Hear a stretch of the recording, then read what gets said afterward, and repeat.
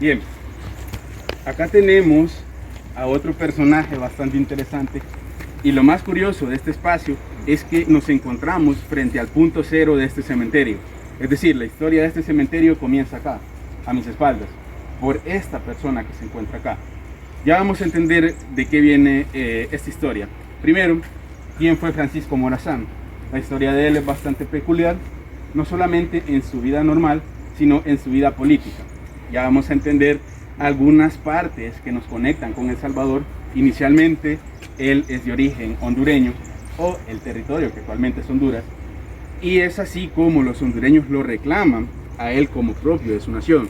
Sin embargo, los biógrafos y aún Francisco Morazán en vida nunca se denominó hondureño, sino él se denominaba centroamericano. En este caso, pues Francisco Morazán hace una serie de obras que lo llevan a ser fusilado en San José, Costa Rica, pero sus restos son enterrados en El Salvador. Y esto tiene que ver principalmente con esta parte, esta placa que tengo a mis espaldas.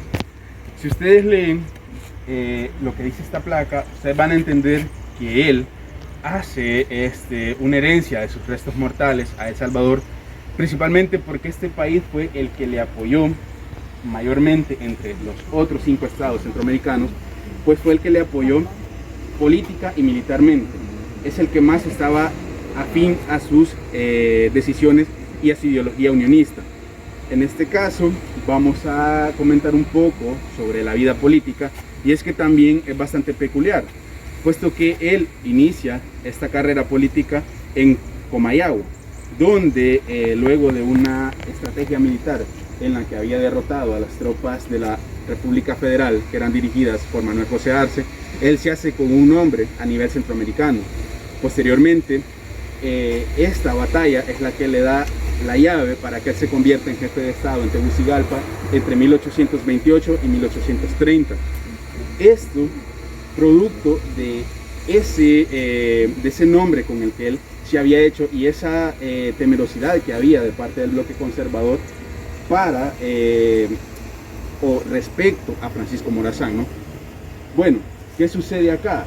Que luego de que finalice ese periodo provisional que había tenido en Tegucigalpa, que era un equivalente a ser presidente de Honduras en la actualidad, él entra o es convocado a Guatemala por el bloque liberal, quien lo iba a proponer como candidato a la presidencia de la República Federal Centroamericana, y es así como él logra ganar esas elecciones, llevándolo a un periodo de 1830 a 1834.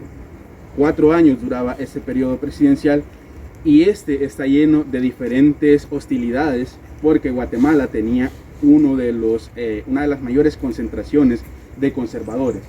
Para que entiendan esto, estos dos bloques, siempre de ideología de derecha, tenían diferentes intereses, principalmente el bloque conservador apoyado por la iglesia.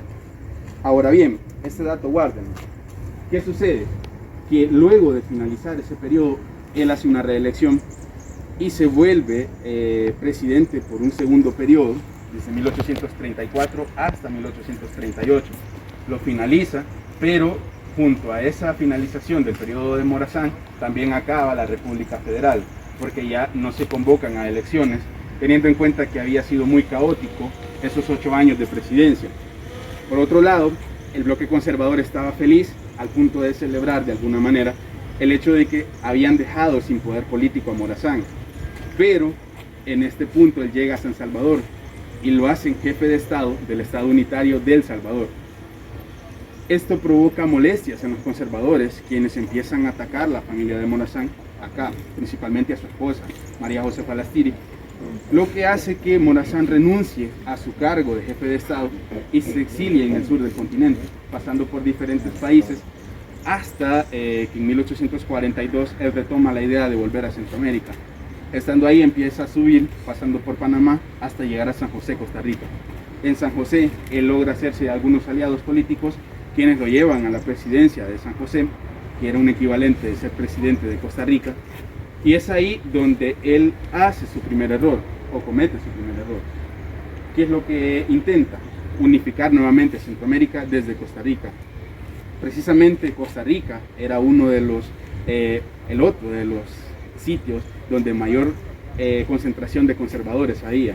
Ellos mismos se enteran de esta decisión y empiezan a presionar a Morazán al punto de capturarlo y llevarlo a fusilarlo el 15 de septiembre de 1842. Es acá donde él le dice a uno de sus hijastros estas palabras, donde le expresa la voluntad de que sus restos posterior a su fusilamiento se queden acá.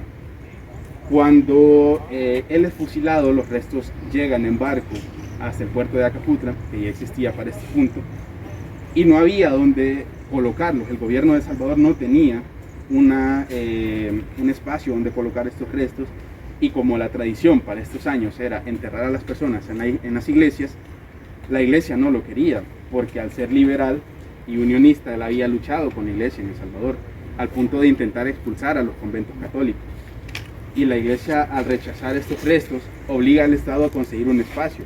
Inicialmente esos restos quedan en Acaputla enterrados, hasta 1848, donde son traídos a este espacio, y en 1849, donde inicia la historia del cementerio, ya con la bendición de la Iglesia Católica, que por fin había aceptado dar ese consentimiento para que otras personas fuesen enterradas dentro de este espacio. Es así como inicia la historia de todo el cementerio de los Ilustres y cómo se expande a otros cuadros. Pero lo importante acá es que este mausoleo actualmente es uno de los protegidos de manera individual como un patrimonio cultural. Esto principalmente para proteger estos restos de un intento de repatriación por parte de Honduras, quienes intentaron en algún momento llevarse estos restos, y de hecho el presidente Manuel Zelaya de Honduras le hizo una petición al gobierno de El Salvador en su momento para que le prestara estos restos para hacer un acto conmemorativo en toda Centroamérica.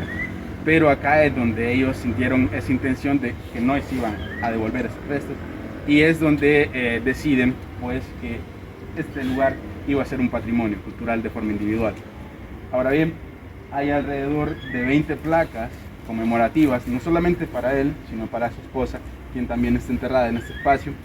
Esas placas dedicadas a la esposa de él son principalmente de bloques feministas, quienes reconocen el trabajo de ella durante los procesos de independencia y los procesos durante la República Federal Centroamericana.